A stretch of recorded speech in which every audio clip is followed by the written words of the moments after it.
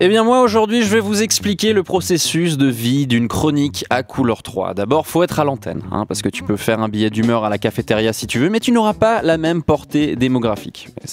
Il y en a certains que ça n'arrête pas. Il faut être à l'antenne et pour ce faire certains envoient des messages tous les jours à Valérie Paco afin d'être convoqués. Elle leur répond qu'il y a trop de gens, qu'il faut voir pour le mois de juin, tandis que d'autres reçoivent ponctuellement un message marqué « Charles s'il te plaît, Didier et Johan peuvent pas venir lundi, j'ai personne ». Mais quel que soit l'enchaînement de circonstances qui vous est conduit dans l'émission, une chose est sûre, vous n'êtes pas là pour l'argent.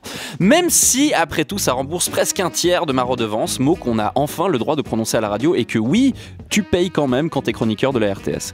Tu écris donc ta chronique entre ton lit et le train, tu répètes certains passages dans le métro lausannois en arrivant jusqu'à ce qu'un type te dise « Eh oh, tu veux pas la boucler ?» Certainement parce que la seule preuve d'amour paternel qu'il ait reçu dans sa vie, c'était d'être bercé trop près du mur. Il rajoute ensuite « Tu me casses la tête !» Une destruction métaphorique qu'ironiquement, j'aimerais pouvoir rendre littérale, mais je suis trop fatigué.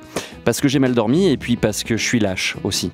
Ensuite vient l'exécution. Il faut faire ta chronique, ou plutôt lire ta chronique en faisant semblant de ne pas la lire, parce qu'après on dit que tu regardes trop tes feuilles, mais t'as pas eu le temps d'apprendre ton texte par cœur, étant donné que tu l'as fini pendant la chronique de Yacine Nemra.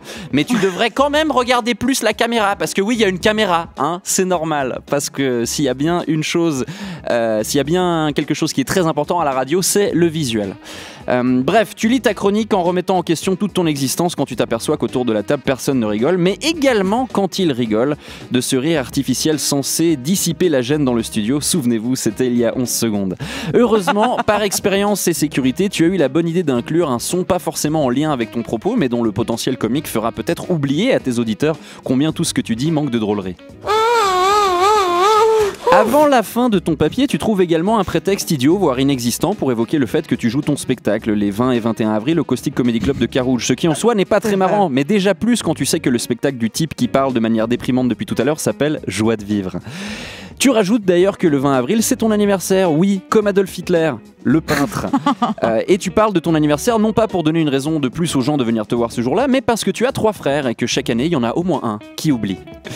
Quand tu auras fini de lire ce texte qui confirme dans les grandes lignes tout le mal que pensait de toi Madame Goraz, ta prof de français au collège, tu t'en remets de nouveau au bon vouloir de Valérie Paco, animatrice quasi légendaire de la radio-télévision suisse et fantasme de dizaines de quarantenaires à travers le canton.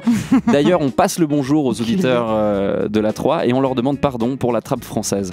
Valérie Paco, qui est celle chargée de choisir la chronique qui sera diffusée sur la page Facebook de Couleur 3, parce que c'est mieux d'être vu par 1% des 100 000 abonnés de Couleur 3 que par 1% de tes 15 000 abonnés à toi. Quoi ? Seulement 1%? Oui, parce que Facebook n'est plus seulement cette galerie de vidéos de recettes de cupcakes en vue superposée doublée d'une base de données où retrouver les meufs de ton bachelor avec qui tu voulais coucher. Maintenant, ils font aussi dans le racket. Il faut que je paye pour que mon contenu soit diffusé à mes abonnés. Moi qui croyais que Zuckerberg se faisait déjà des thunes sur mon dos en vendant mes données à des marques pour me vendre des conneries telles qu'un nouveau super sac à dos étanche que oui, j'ai backé sur Kickstarter. Qu'est-ce qu'il y a? Je l'ai fait, il y a quoi? Mais comment est-ce que Valérie choisit la chronique qui aura le privilège de faire 23 likes? Eh bien, elle se sert d'un subtil algorithme qui prend tout d'abord en compte lequel des 3 papiers des chroniqueurs était le moins nul, entre celui qui est absurde, celui qui déprime et celui où ça hurle en promettant de mettre des patates. Et j'ai écrit ça avant d'entendre le papier d'Alexandre Cominec, tellement je le connais bien. Valérie considère ensuite quel papier aborde un sujet le plus à même de générer des likes, comme le porno ou les chatons. Et enfin, lequel des chroniqueurs elle connaît depuis plus longtemps. Emoji clin d'œil. Une fois ta chronique postée, Couleur 3 oubliera de taguer ta page dessus. Tu ne pourras donc pas capitaliser sur les quelques 8000 vues que ton travail a rapporté. D'ailleurs, finalement, t'as pas fait 63 likes, mais 49. Mais il y a quand même 2 commentaires, où une nana tag un pote pour dire « T'as vu Evan, c'est lui que je te disais ?» et un autre pour rappeler au monde qu'après tout ça, ça vaut pas Yann Marguet.